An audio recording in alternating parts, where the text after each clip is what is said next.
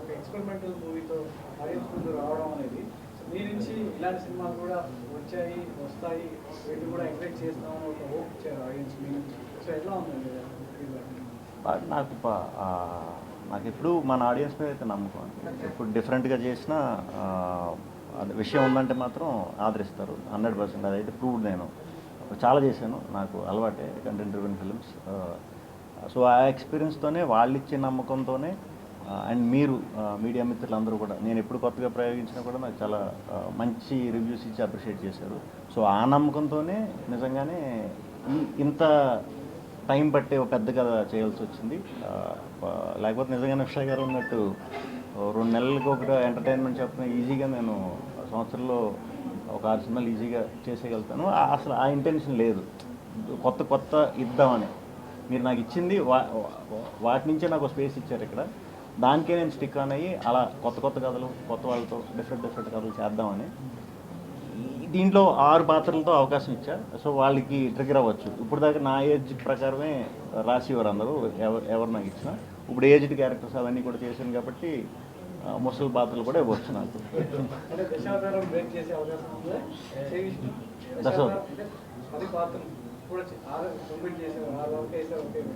ఏమండి అసలు 2 కూడా చేస్తాను అనుకోలేదు. 6 చేసా.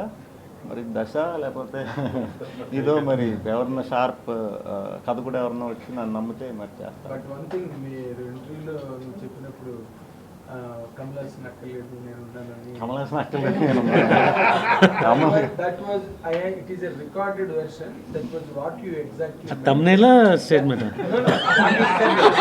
But you must be what I am telling you అర్థమైంది. You can feel proud of it. Even Kamal Haasan కూడా ఫార్మేటివ్ ఇయర్స్ లో ఇన్ని ఎక్స్పెరిమెంట్స్ చేయలేదు.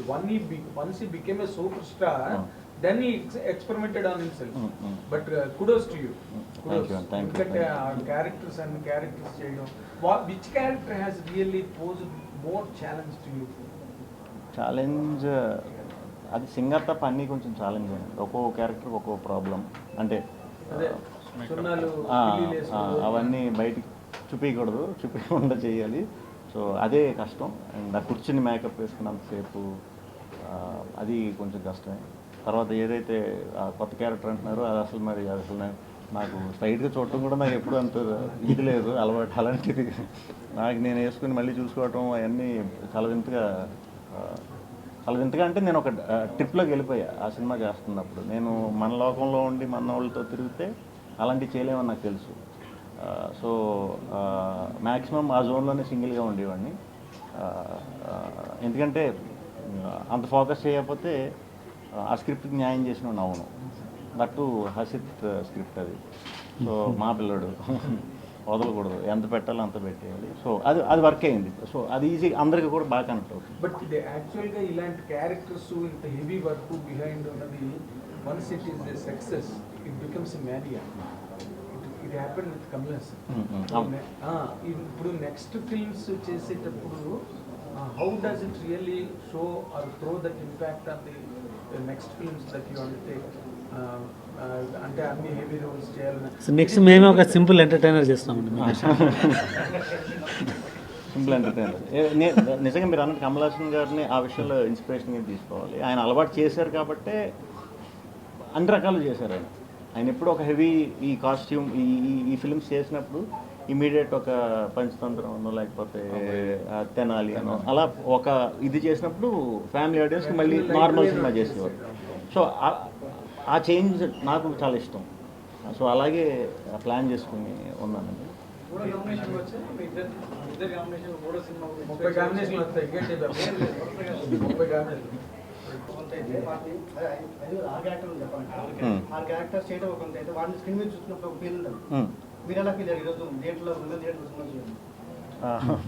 అంటే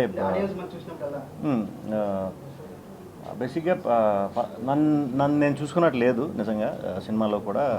సో అందుకే 6 పాత్రల ఎన్ని పాత్రలు చేస్తే అన్ని పాత్రలకి ఒకేలాగా మ్యాక్సిమం ఒకేలాగా సమానంగా అన్ని పాత్రలకి పేరు వచ్చింది.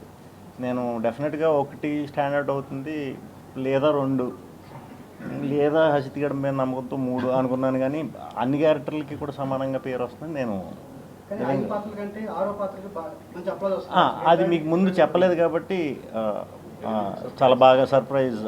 అందుకే అది దాయటం జరిగింది. లేకపోతే మేము ప్రమోషన్లో అది ముందే చూపించుకుంటుంటే ఇవాళ మాకు వచ్చి లేదండి, అన్నిటికి సమానంగానే పేరు.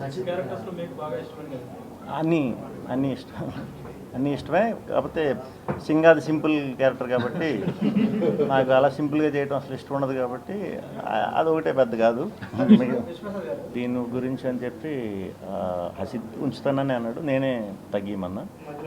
సో దాన్ని అట్లీస్ట్ యూట్యూబ్లో వదిలి ఈ జానపద డైలాగులు అయ్యి ఒకటి చెప్తున్నాడు రా అని చెప్పి ఎవడన్నా రాసుకోవచ్చు కదా పాత్ర, ఒక కథ కింద చేసుకోవచ్చు కదా.